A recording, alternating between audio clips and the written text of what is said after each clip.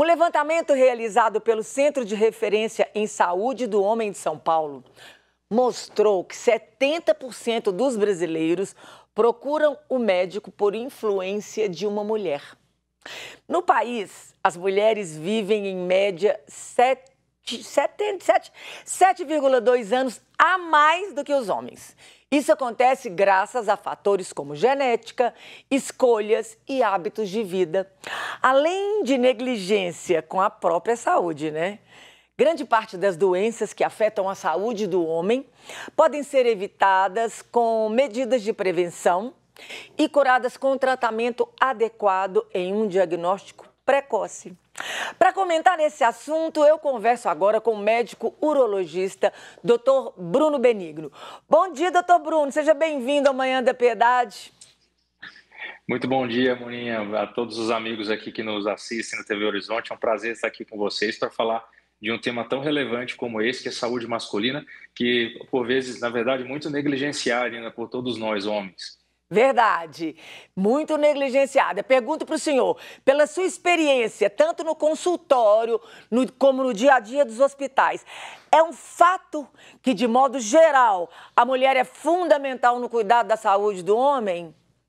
Olha, absolutamente. 70% de todas as consultas agendadas para pacientes homens são feitas, na verdade, por mulheres. Então, o papel ainda da mulher nessa promoção da saúde masculina é central. E aqui a mulher, a esposa, a amiga, a filha, a mãe. Então, nós homens brasileiros, ainda temos um caminho grande para percorrer no sentido de se conscientizar que o cuidado com a saúde deve ser preventivo. O homem ainda procura o médico somente quando tem sintomas, a grande maioria dos homens, né? E ainda existe muito tabu, viu, Monina, em relação a procurar o urologista, né? Por acreditarem que o urologista ainda está muito associado à questão do toque retal. E poucos homens sabem que, na verdade, o urologista, a questão do toque retal é só um momento de uma consulta que o homem vai passar a partir dos 50 anos. E que esse cuidado com a saúde deve começar ali, logo na adolescência, né? Quando o menino começa na puberdade.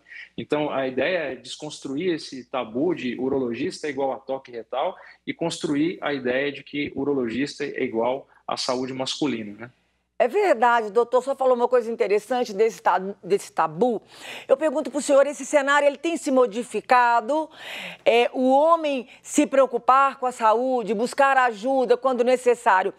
O senhor sente uma melhora nisso, o tabu começando a cair, os homens ficando com menos medo dos urologistas?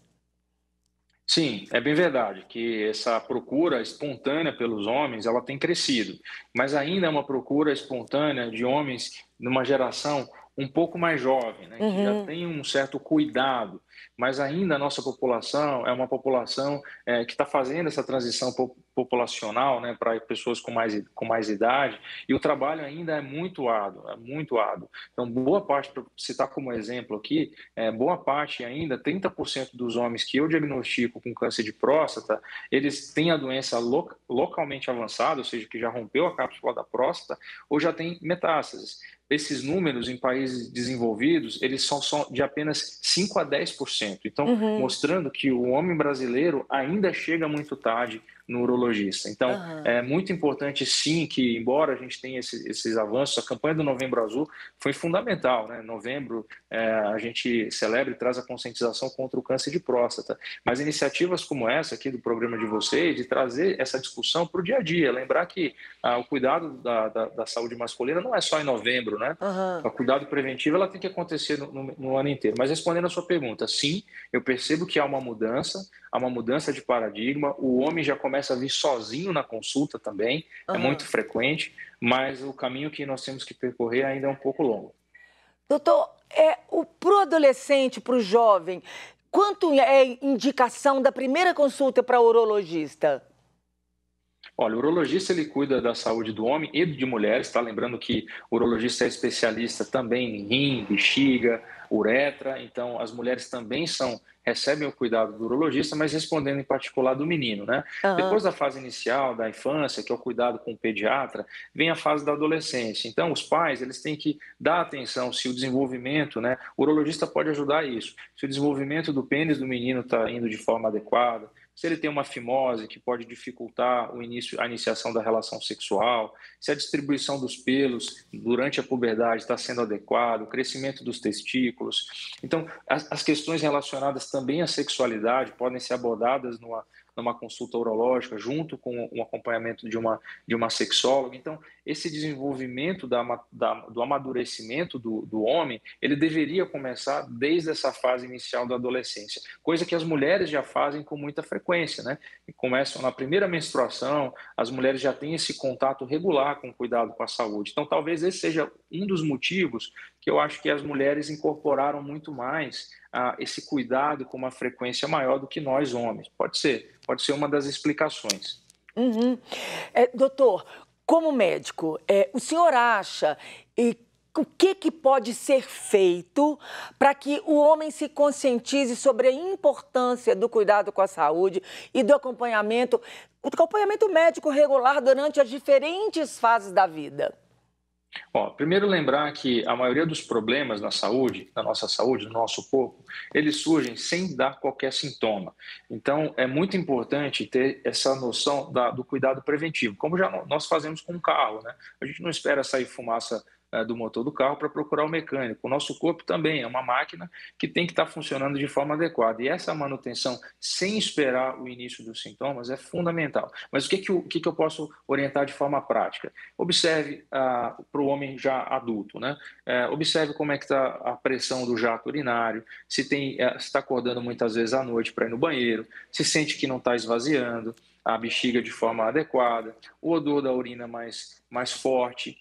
Para aqueles com suspeita de pedras nos rins, por exemplo, dores nas costas, sangramento na urina, esses podem ser sintomas iniciais ou de uma pedra nos rins ou mesmo de um problema na próstata. Para os meninos, observar o desenvolvimento dos pelos na época da puberdade, o crescimento dos testículos. Então, basicamente são essas características que devem ser acompanhadas desde o início. E, na dúvida, procure o seu médico, procure o urologista, faça um check-up, faça uma avaliação preventiva. Doutor Bruno, esse cuidado de ir no médico sempre, ele ajuda na prevenção e no diagnóstico precoce das doenças como câncer de próstata, né? Exatamente. 70% a 80% dos homens que descobrem o câncer de próstata, eles não têm qualquer sintoma, eles simplesmente vão no médico a partir dos 45 anos, o médico faz o exame do PSA, o exame que é exame de sangue, faz o exame físico e o exame de toque, e ali nessa avaliação ele pode descobrir que já existe um nódulo muito antes do homem ter qualquer sintoma. E aí esse paciente vai para fazer uma biópsia. Então, lembrando, câncer de próstata, em geral, não causa sintoma. Somente em estágios avançados você pode ter um sangramento, uma retenção, uma dificuldade para esvaziar a bexiga. Mas na grande maioria das vezes não tem absolutamente nenhum sintoma. E quais as outras doenças, doutor Bruno, podem ser diagnosticadas com antecedência e ter um melhor resultado no tratamento por conta do diagnóstico precoce? Olha, uma das mais frequentes, a pedra nos rins. Boa parte das pessoas que têm pedra nos rins, na verdade, não sabe que tem a pedra no rim até fazer um exame de ultrassom. Ou até elas terem um episódio conhecido como cólica renal, que é aquela dor aguda, aquela cólica de rim, com náusea, com vômito. Então, é possível descobrir se uma pessoa tem ou não pedra no rim fazendo uma avaliação preventiva. Outro exemplo, um garotinho, ou então um homem jovem, que tem uma inflamação no pênis, ali no prepúcio, que cobre a glande, e que ele acha que é normal essa vermelhidão, essa inflamação, machucado durante a relação, durante a masturbação, isso não é normal. Então, quanto mais cedo você procurar o atendimento do urologista, mais cedo ele vai poder orientar você a respeito do que fazer para diminuir a umidade, se você precisa ou não fazer a cirurgia de remoção da pele do prepúcio. Então, são exemplos simples de que muitas das vezes o homem acha que aquele sintoma é normal. Por exemplo, urinar com uma frequência muito alta, o jato muito fraco, acordar 3 vezes à noite. São sintomas que não são esperados. O funcionamento do sistema tem que ser fluido. Então, não espere o agravamento desses sintomas, porque se você detecta o problema no início, às vezes nem precisa fazer uma intervenção cirúrgica. Às vezes é uma simples orientação de estilo de vida, uma medicação e o problema está resolvido. Maravilhoso. Doutor Bruno, de tudo que a gente falou, tem alguma coisa que o senhor gostaria de acrescentar ou que a gente não tenha falado? Olha, na verdade, praticamente a gente cobriu os problemas mais frequentes, mas a minha mensagem aqui é uma mensagem para todo homem, e você, mulher, esposa, filha, amiga, que está assistindo isso, pegue no pé de quem está do seu lado e empurre esse homem para procurar assistência médica, porque a grande maioria dos problemas são detectados no início e não causam nenhuma sequela, nenhum risco para a saúde global desse homem. Então, acho que essa é a minha mensagem. Eu vou deixar aqui também aberto o meu espaço, né, que a gente tem as redes sociais aqui para contato, que é o @_Dr Benigno. Então vai ser um prazer responder suas dúvidas aí diretamente, eu e minha equipe, e poder ajudar com mais informações. Então, lembrando, gente, o Instagram é... doutor, o underline é entre o doutor Benigno, não é isso? Doutor underline Benigno. Isso, eu me equivoquei. Você falou underline primeiro, isso mesmo. Então, vamos lá, gente, tá aqui na tela o Instagram do Dr. Bruno, @Dr_Benigno. Eu acredito que no link na bio tem os telefones para as pessoas entrarem em contato e fazerem a marcação de consulta. Isso? Tem sim, muito obrigado pelo espaço. Doutor Bruno, muito obrigada, viu? Deus abençoe muito o seu trabalho. Amém.